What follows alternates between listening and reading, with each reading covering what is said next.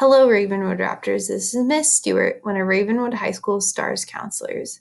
Over the next few weeks, Miss Brinkley and I will be presenting a few basic coping skills for you all to utilize during this stressful time and during this return to in-person learning. If you are interested in learning about these coping skills in more depth, or if you're in need of just general support, please reach out to us at any time. We look forward to working with you all this year. Okay, so the first basic coping skill that we'll be learning is deep breathing. I'm sure many of you have heard about deep breathing before, but a good therapeutic deep breath involves many different steps. Today, we will go over many of those steps and we'll discuss when is the right time to use deep breathing. I myself have struggled with anxiety off and on for multiple years. I know that a lot of people have always said, well, if you're so stressed, why don't you just take a deep breath? While this can be very helpful to me, I also have learned that the timing of my deep breathing is very important, and also how I take my deep breaths. And so over the next few slides, we'll learn how to take a proper therapeutic deep breath and also learn when is the best time to take those deep breaths. Again, if you'd like to learn more about any of these coping skills, please reach out. We're very excited to work with you. Before we get started, I'd like to go over some of the benefits of deep breathing. Taking a deep breath, even when you're not anxious, is still very helpful for you. Some of the physical benefits of deep breathing include lowering your heart rate and your blood pressure. It also helps to increase the oxygen flow to both your brain and your heart, which allows you to slow your body down and think more clearly. It also increases your energy levels, and it also decreases your muscle tensions. Oftentimes, when we're very anxious, we hold a lot of tension throughout our body, and taking a good therapeutic breath allows us to release some of that muscle tension. And of course, there's also some very helpful emotional benefits to deep breathing. Deep breathing can allow you to reduce stress throughout your body, again, through muscle tension and also allowing yourself to calm down. It can decrease some of your anxiety and depressive symptoms, and it also allows you to take a moment to center your mind and your body to prepare to handle stress more effectively.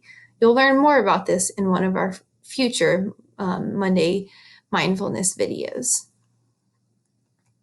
Okay, so this slide shows some very step-by-step instructions on how to take a proper therapeutic breath. Oftentimes, we refer to these breaths as diaphragmatic or belly breathing exercises.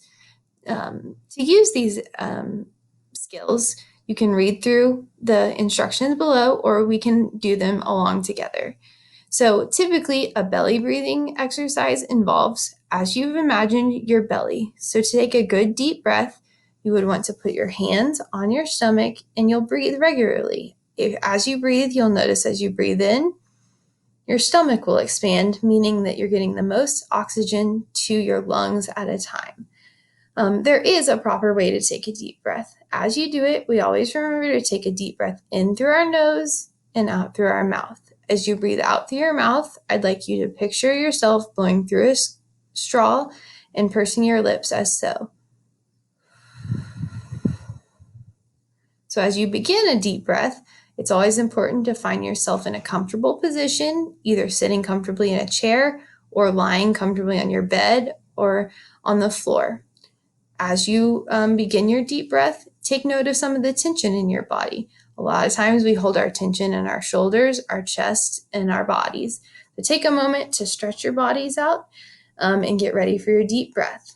Again, you can place a hand on your chest and on your stomach, or you can place a hand on just your stomach. As you breathe in, you will always breathe in through your nose, again, and out through your mouth. So as we breathe in, we'll take a moment and we'll breathe in for 2 seconds. In through our nose, we'll hold for 2 seconds, and then out through our mouth, again, forming our mouth to look like we're breathing through a straw. As you do that, you'll feel your stomach contract, and again, this is why we call it diaphragmatic or belly breathing. You can repeat this exercise as often as you need. In the next slide, we will go over some deep breathing exercises and how to properly utilize them. Okay, So now we're going to focus on 4-square breathing. Before we get started with talking about the logistics of 4-square breathing, I want to talk about your timing of your deep breathing.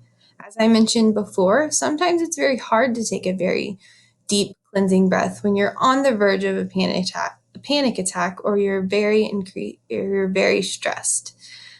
Oftentimes, I recommend my students utilizing deep breathing exercises when you're feeling a low level of stress, or if you're going into an activity where you know that your anxiety levels are going to be higher.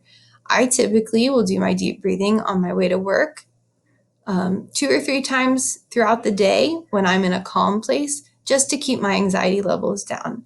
Again, please remember to use these deep breathing exercises before you need them. They can be helpful when you are reaching the level of being in a panic attack or feeling completely out of control. They're also increasingly helpful in preventing and keeping you from reaching that level of anxiety. So please just remember when the proper time to use your deep breathing is. So in 4-square breathing, this is just a very simple activity that you all can utilize to help you remember how to deep breathe. And it also adds another component of our deep breathing exercises. In the 4-square breathing, we're not only using our therapeutic belly breathing techniques, but we're also using a counting exercise. Oftentimes, when we're anxious, our minds wander. Our minds produce some very negative thoughts and some thoughts that can really be very unhelpful. So by focusing on your counting, you're shutting your mind off, focusing on counting, and then also getting the benefits of a therapeutic deep breath. So if you look at the box on this slide, we're going to start with the bottom left-hand corner, and we're going to do this deep breathing exercise together. Remember, in through your nose, hold, and then out through your mouth, pursing your lips like you're blowing through a straw. So we'll start at the bottom left corner. So as we breathe in, we're going to remember to breathe in through our nose, and we're going to count to 4, and I'll count on my fingers with you. So as we go, we're going to breathe in, 1, 2, 3, 4, hold for 4, out through your mouth, counting to 4, hold for 4, and breathe in for 4. Hold for 4, and then out for 4. And then finally hold for 4.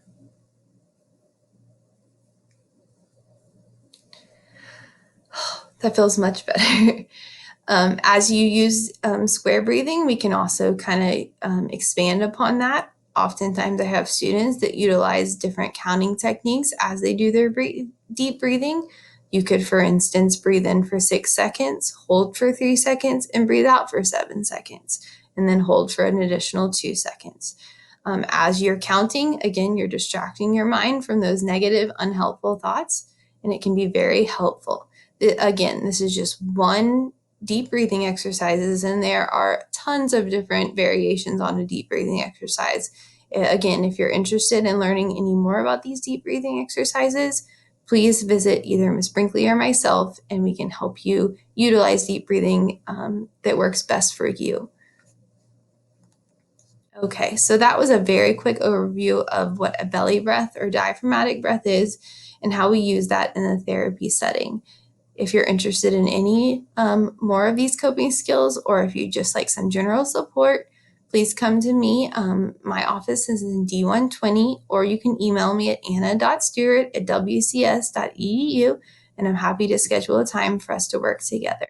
If you're interested in some more intensive services and would like to hear from Ms. Brinkley and hear about the Enhanced Students Assistant Program, please reach out to her at her email listed below, or visit her in her office at A111. We look forward to with you all this year, and we're very excited to start a brand new year.